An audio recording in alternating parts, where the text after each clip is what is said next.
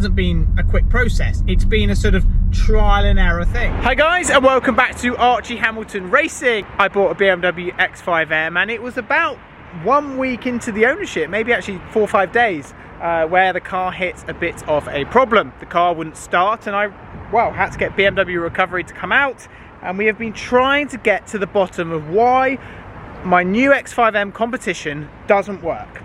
It's been a bit of a long process, a couple of weeks, but we've got to the bottom of it, and in today's video I'm going to get the chance to pick it up and I'm going to be able to talk you everything which went wrong with the car.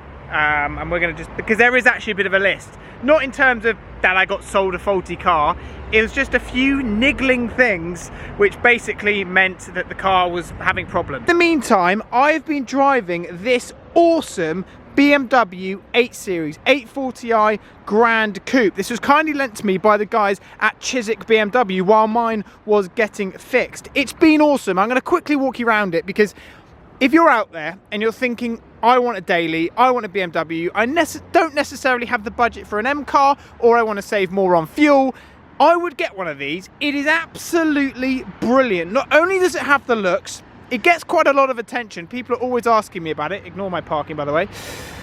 But it is such a smooth and incredible drive. I've really loved it. It's been so good.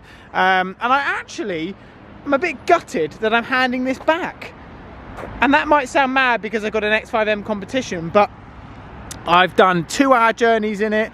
And honestly, I remember I did a 2-hour journey. I put in £40 of fuel and I basically got home with a lot left. Very lovely interior. It's very similar to the X5 in here, but I just love all of everything that we have. It's brilliant. There we go. We do turn up, turn it down, da, da, da, da. Look at all of this which we have in the back. Very good for the passenger. I even like the fact that it has USB ports for the passenger, so if you have the right plug, ignore my Doritos, alright? But if you have the right wires, then your passengers can have a very nice experience charging their phone. Seat warmers and everything else, lovely little display there. I think that's brilliant, I really do. And now I'm going to go and see my car. And good news is, my AHR number plate can finally go on the car. The V5 arrived. It's always annoying when you pick up a car and you don't have your number plate on it when you want the plate that you want on it, but you've got to wait for the V5 to turn up, and when the V5 turns up you can then put your... That scared the life out of me. Right, it's time to put some fuel in the X5M. How much are we going to put in? Well, not a lot. Stupidly, I've put the wrong fuel in. Usually I'll go for V-Power. People are going to have a go at me now. I've gone for the wrong one. And just like that, my X5M Competition is back. I am so happy that this is back. I bought it and now I can finally get to use it. But here it is in all its glory. It's still got the 20 plate on it at the moment, but the place I'm going to right now, it is actually going straight to a W6 AHR plate. In fact, I have the number plates printed. Here we go. Just here. So anyway, the number plates are going straight on the car just now, so that would be quite cool. That would just be a nice feature. Just means that it just doesn't have a 20 plate on it, but the V5 is here. But yeah, what I'm going to do is we're going to jump in and we're going to go for a little drive, and I'm going to tell you why this car had the problems that it had.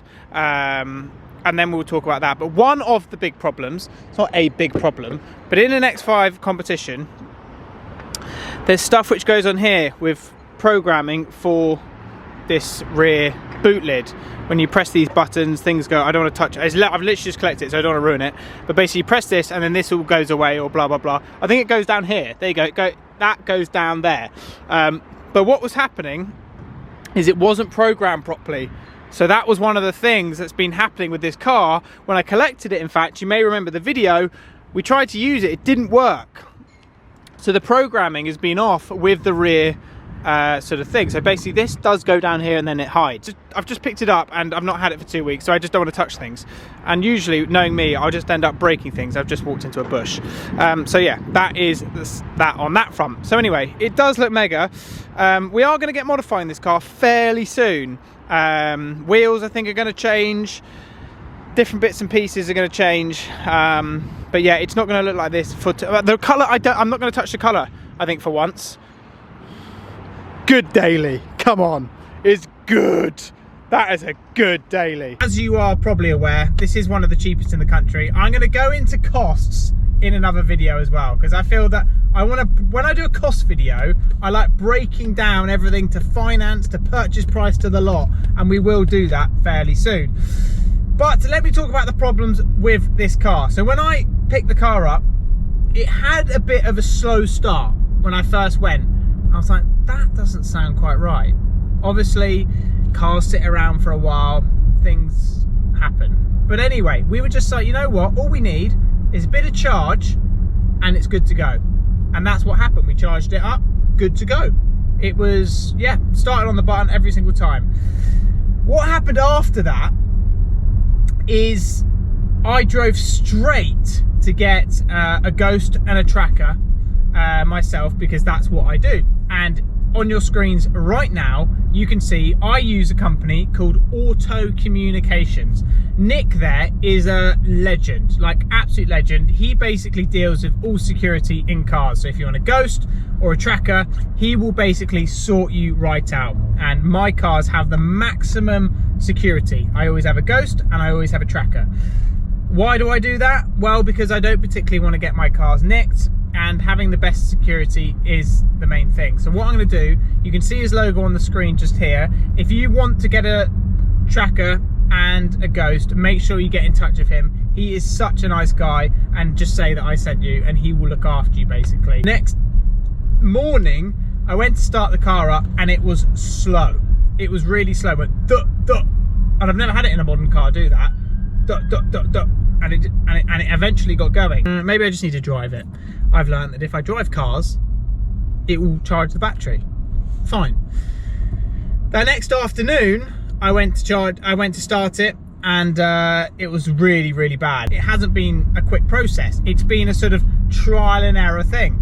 These cars have lithium batteries. They're not cheap. I think they're in the trade about £500, but upwards of, can be sort of like £2,000 or something like that. So a lithium battery is pretty expensive, and when they go to zero, they're very, very hard to bring back. What happened was they left the car on charge over Christmas, and they went, hopefully this will fix it. And I was getting Tracker emails and everything. After Christmas, it didn't like the charge basically, and it just went to 0, 0, 0. It was dead. After Christmas, it was dead. Anyway, so what we've came down to is that the car, they thought, oh, it might be your Tracker. I was like, well, it's not my Tracker, because I know my Tracker doesn't do that. But anyway, so an old Tracker that was fitted into the car has been draining the battery to 0. So an old Tracker, which is basically, I don't know, maybe 2 or 3 years old in the car, which, I mean, there are wires everywhere, you're never going to know, was draining the battery. And that was basically putting the battery to 0. And not only was the Tracker draining it, there's something to do with the boot situation hasn't been helping things either, and both were the problem, which is why this car was dying on me. Slightly concerned at one point, because I was like, we're trying to get to the bottom of this and we're not quite there, and I've just spent the best part of, well, these cars are like 100 grand. It's slightly concerning. I think I'm falling in love once again with BMW, because obviously I went to Audi and I was like a bit of a traitor. And Audi, Audi Hamilton Racing, whatever people called me. I haven't decided whether I'm tuning it and stuff like that yet. I haven't got to that point. I might do, but I might not. I've heard it invalidates the warranty. Can I be bothered with that? I don't know. I need to see, because look, that battery situation probably would have cost me £2,000 what's just happened, and I would have had to pay that out of my own money if the car had lost its warranty. I would have had to pay that.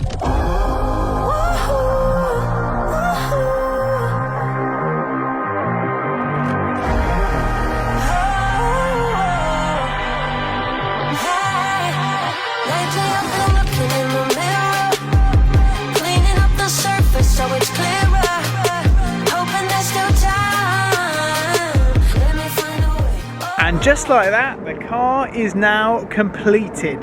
I was going to do another video on it, and then I thought, you know what, I'm just going to reveal it in this video. It's so much easier. So we've done the mods, and it's looking way better. My number plate is on the car, and yes, we are back. Let's have a little walk around. So already the car looks better, doesn't it? A private plate, my dad always told me, a private plate makes a car. I'll always remember those words, and it's very, very true. It really does. W6 AHR is the number plate on this one, and yeah, as you know, the AH ones are not going to be on my cars anymore, but AHR I think is going to be the kind of theme that we're going to run down on that front. But you might be able to see what we have done. So we've actually tinted this part of the light, which is quite nice as well, and that's just given it some good presence, isn't it? Really, really has. What we've also done, I've done limo on the back. So the back is full limo, so that is that. Very much legal, you're allowed to do that. Wheels at the moment are the same, but they are going to be changing. That's going to be something which is happening in the next couple of weeks. Already ordered those. The rear windows, again, I went for limo, so the guys at Prestige Tint did those also. And you can see from the front, I have done nothing. Because in the UK, I'll talk about that in just a second, you are not allowed to touch the front windows. I've done it in the past, but I'm not doing it anymore. It looks so much better. It really does have lots of presence, and I'm super, super happy with the car. I really, really am. And one thing, on a BMW now, they tell you transparency 70%. I am quite cold out here. Transparent 70% is the minimum amount of light that has to go in. So those come as standard, and that is 70% light which has to go through the car. And there is a reason why I'm no longer doing the front windows. Basically what happened is I was talking closer to the police and insurance, etc., and if your car is in an accident and it has the tints like it does, as it chucks it down raining, you might not be insured, and that to me is a problem at that point if you're not insured. So yeah, the fronts very much are staying the same. That's just classic, isn't it? I'm filming and it chucks it down with rain. Anyway, and the car's just been cleaned. So like I was saying, basically the front windows, you're not allowed to touch them. As they come from standard in the UK, you have to leave them. I'm not a golden boy, and yes, I've done it in the past with slight tints on my cars. I've never gone full, but I read up on so many articles and the law, etc. Furthermore, with everything I'm doing on road safety, and you're not allowed to touch them. You are not allowed to touch your front windows, and the potential hazards are obviously quite big. Front windscreen you're not allowed to touch either. If you touch the front windscreen and you killed someone, you could potentially be prosecuted for death by dangerous driving when you actually look into it. So from my side, I'm not doing that. And yeah, that's just, yeah, I'm just not touching them. All in all, I'm not here to lecture anybody. That's just why I personally am not doing it. But I hope you guys have enjoyed this video. Let me know what you think to the mods down below. And yes, wheels, things like that, we're going to be doing it because I can't help myself. I get a car and I always go to town on it. And I'm doing the same thing.